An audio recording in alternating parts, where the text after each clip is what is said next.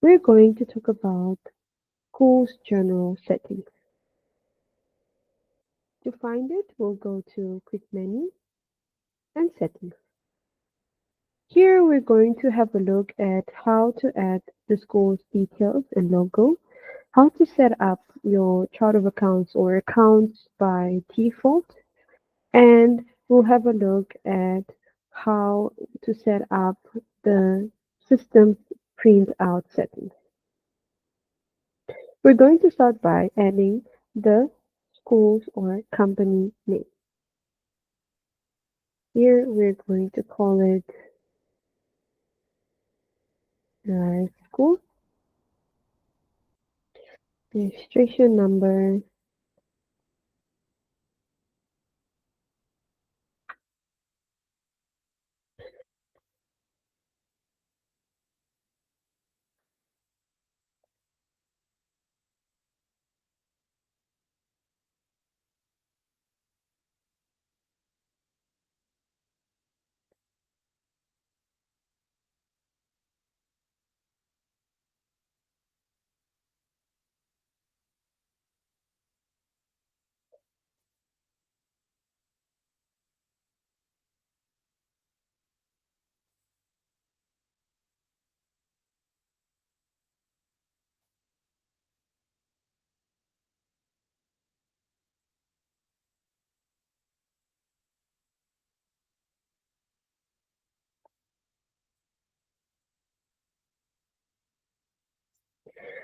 So after adding the school's details, you mainly just need to add what is necessary to have on your printouts, on your statements, on your invoices, or just in general to have has the school's details.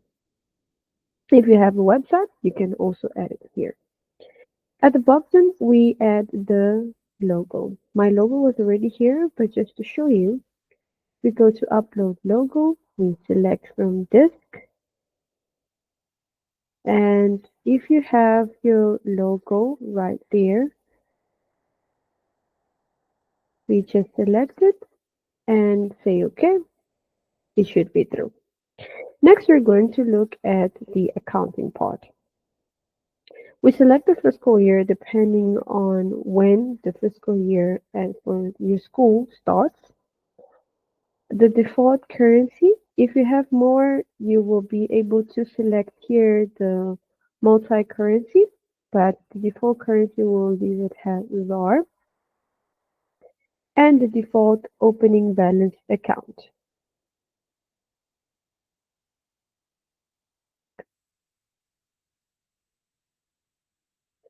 If there were any exchange gain or loss, should you be using the multi-currency, it can be selected here. And then at the bottom we have closing of the books. This is just a tool to when you actually do the period end operation, you can come and set up the closing date here. Next, we're going to look at the bank setup.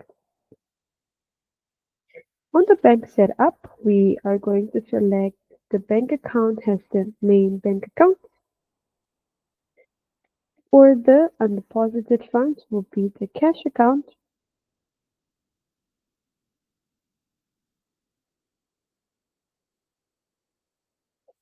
the interest paid,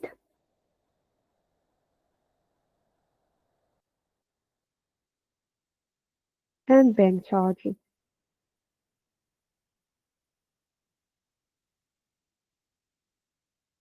Okay, should you want to use a card service provider, we can check the box here. Next, we're going to have a look at the school settings.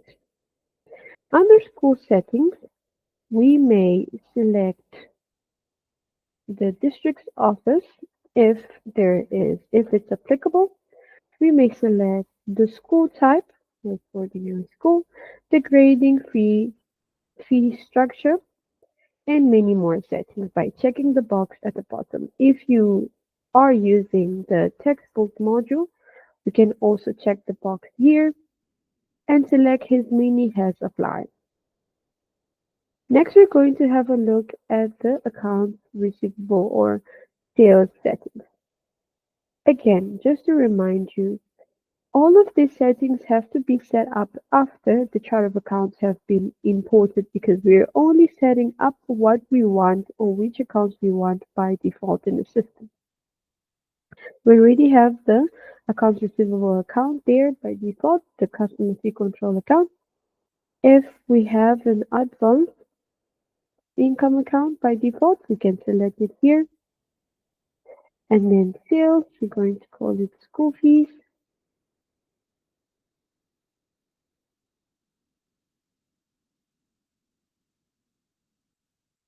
The discount account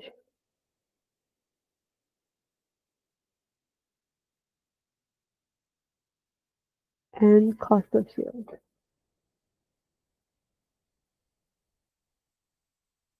Okay,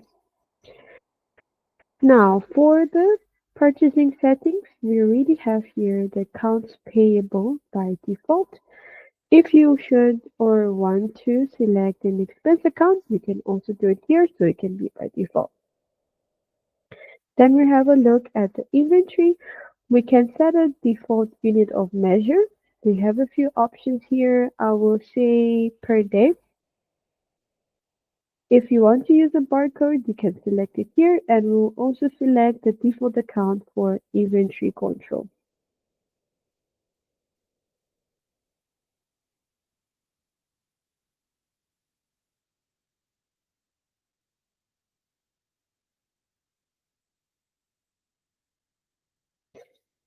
If the school is a VAT registered, you can check the box and add the information here. Majority of the schools are not, so we usually leave this empty. Next, if we are using the fixed assets, we can set it up here by default by selecting the default department,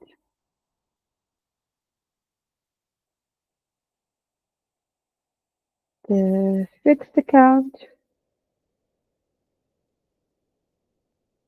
and the depreciation account.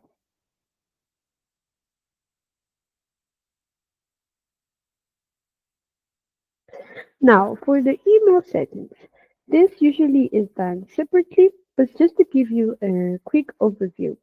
Here we can select the email account that we want to use. I will select one that is already existing, and we can open it just to see how it looks.